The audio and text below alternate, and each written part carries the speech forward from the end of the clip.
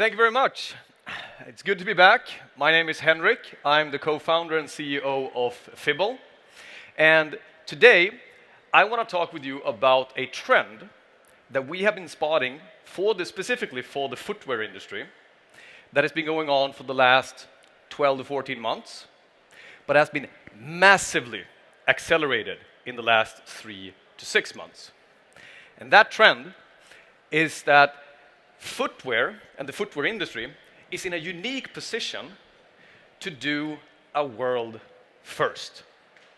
But not just a world first for the sake of being first, but actually showing the entire fashion community on how to give the best product experience in the world. And leveraging those new technologies such as 3D and augmented reality. So there's 3 things that I want to share with you. One, what are those technologies? Why do footwear industry have an advantage over any other fashion category? And what are the opportunities and what are the challenges? So very quickly, when you have 3D and augmented reality, as a brand, you can create so much interesting content.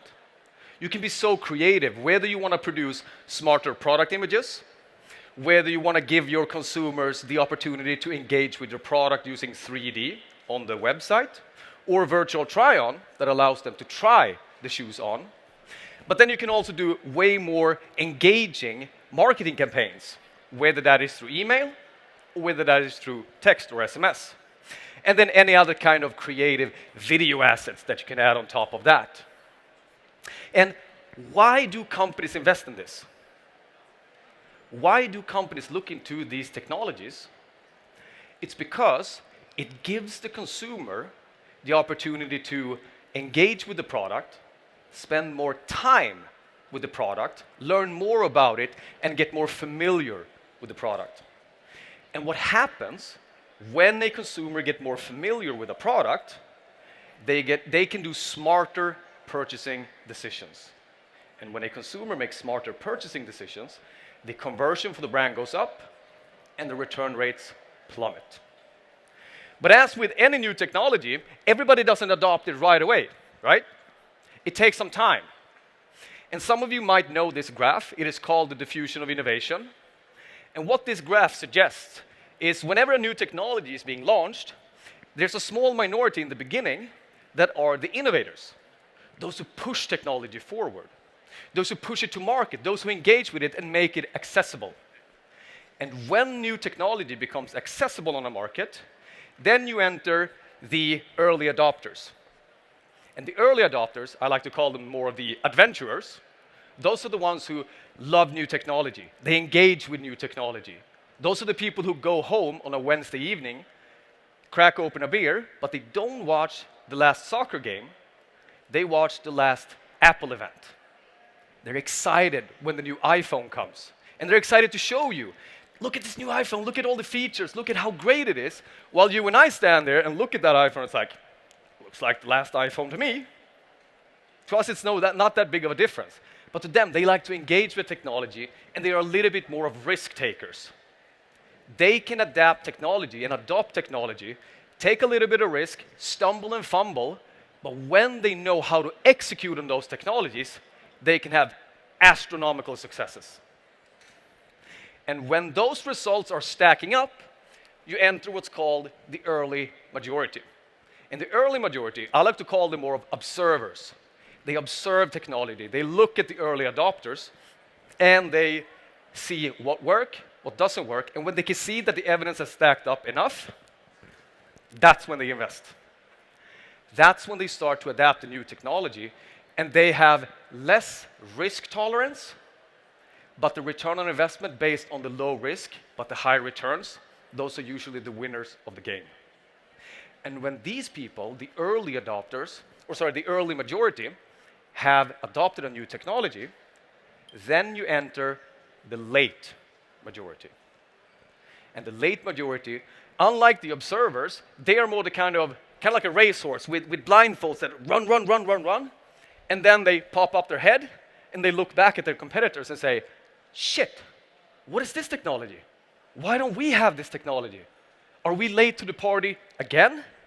So what they do is they overinvest just to catch up with their competitors and be on par with their technology. But the problem with that, by the time they have caught up, the early adopters and the early majority are already looking at new things.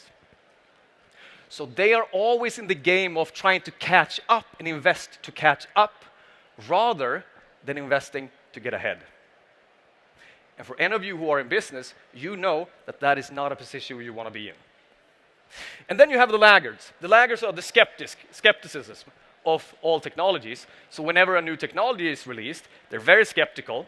And those are the ones when a new iPhone is released or when the smartphone was released, they're very skeptical. So how many here, by a show of hands, how many here knew of someone who said, I am never getting a smartphone? There's got to be a lot of people. I knew a bunch of them out there. When they finally got the smartphone, now they can't live without it. So this is the diffusion of innovation, roughly. So where are we when it comes to 3D and augmented reality adoption for the footwear industry? We have just entered the early adopters. But what is so interesting about this timeline is that it looks like the early adopter phase is going to be very, very short, and we're going to enter the early majority faster than most people think. And why do we say that? Why can we see that? It's because out of all fashion categories out there, the footwear industry has the highest adoption rate of 3D and augmented reality of them all. I mean, Fibbl alone, we're going to help over 300 brands in the near future to launch these types of technologies and have them engage with their consumers in a new way. But why are people doing this?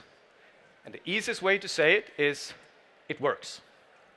When the consumer, like I said in the beginning, gets to engage with your product, spend time with the product, they get massive uplifts in their major KPIs. So it does work. And this is already an established truth. That's why the early adopter phase is going to go very, very fast. However, this is what it looks like on how 3D and augmented reality is going to be adopted for other fashion categories like apparel. And why is that? Why is it that it looks like the apparel industry is going to start to adopt this when we are in the late majority of shoes? Is it because shoes are more innovative than the apparel industry? Not necessarily. Is it because the footwear industry has poured more money and resources into this? No. I would even argue that the apparel industry have poured more money and more resources into making this a reality for them. So it's not money, it's not a lack of trying, it's not a lack of resources. The technology is not optimal for it yet. The best way I can put it is the physical attributes of a shoe lends itself perfectly to these new technologies for two reasons. And those two reasons are, when you create a 3D model, the 3D model of a shoe is very static. So it's very easy to mass produce thousands and thousands and thousands of 3D models for shoes, while for apparel, like a jacket, you could do that. You can create thousands of 3D models for jacket, but a jacket needs to be more dynamic. A shoe, you can look at, you can turn it around, and you can look at all the details you're interested in, and the consumer can make a smart purchasing decision. Is this a shoe that I want? But when you look on apparel, you don't just want to see what it looks like. You want to see, how does the fabric move? What happens when I raise the arm? That's what you want. That's how you give a good customer experience if they are looking at a jacket and they want to turn it around, look at the fabric, and see how the fabric flows. That's when you can give the consumers a good product experience. And in order to do that, you need to have 3D models, and you need to make not 100 of them. That could be pretty easy. But if you're going to do 10,000 of them, that's when you enter a problem. But not only for the 3D production, also the technologies out there, like virtual try-on for shoes, is pretty optimal for the engagement with the consumer. Because you can use your phone, you can project 3D models onto your feet, and you can see What does it look like? You can look in the mirror. Does these shoes match my outfit? And you get a very good idea. Do I want these shoes or not? If you're going to use virtual try-on for a jacket, you actually want to see, once again, are you going to hold up your phone like this and try to project it on yourself? Or you're going to look in the mirror? But then, even if you have a dynamic 3D model that can move, the technology also has to track your wrist, it has to track your elbow, it has to track your shoulder and your torso. And it has to do that perfectly for the consumer to see, yeah, I kind of like how this jacket feels, I kind of like how the fabric moves on this jacket. And that's where it becomes a problem. There are technologies out there that can do that for jackets, but honestly, from what I've seen, those technologies suck. Not all of them, but I haven't seen anyone that scales and good enough in browser. So, opportunities and challenges. If the footwear industry is in a unique position to start using these technologies, what are the challenges? Well, you guys are going to have to figure out how are we going to use it? How are we going to implement it? How are we going to use it in marketing? How are we going to maximize the potential and investment of this? And that's going to be a bumpy road. But you're also going to be part of the hype. And not a hype as in a bad thing, but as a hype in that people are excited about this. When they try the virtual try-on for shoes with their phones without downloading anything, they're excited about it. And if you want to try it, you can come visit our booth and we'll show you so you can show your friends and see their reaction. What is the reaction when people try this on? They're excited. So that is the opportunities and challenges. You have to figure it out, but you get to be part of the hype. The challenges for the apparel is the complete opposite. Because they will be able to look at the footwear industry and say, oh, this is how they implemented it.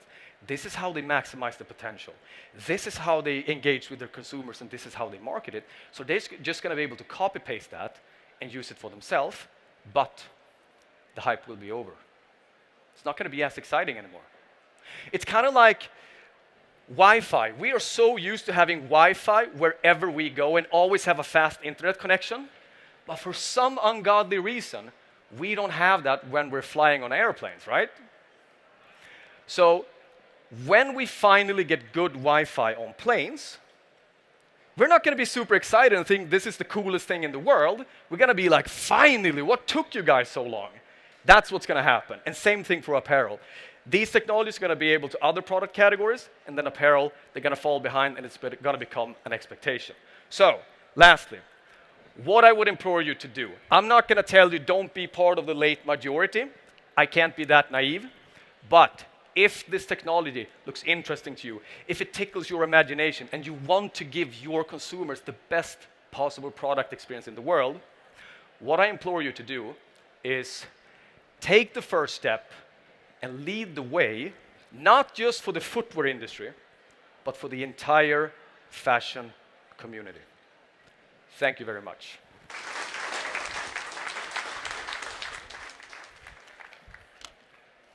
Thank you. Thank you very much. Thank you very much. I have a question for you. Go ahead. Is there any question here in the stage? Okay. Seems interesting. Mm-hmm. Seems that is a very good idea of future of retail. Mm-hmm.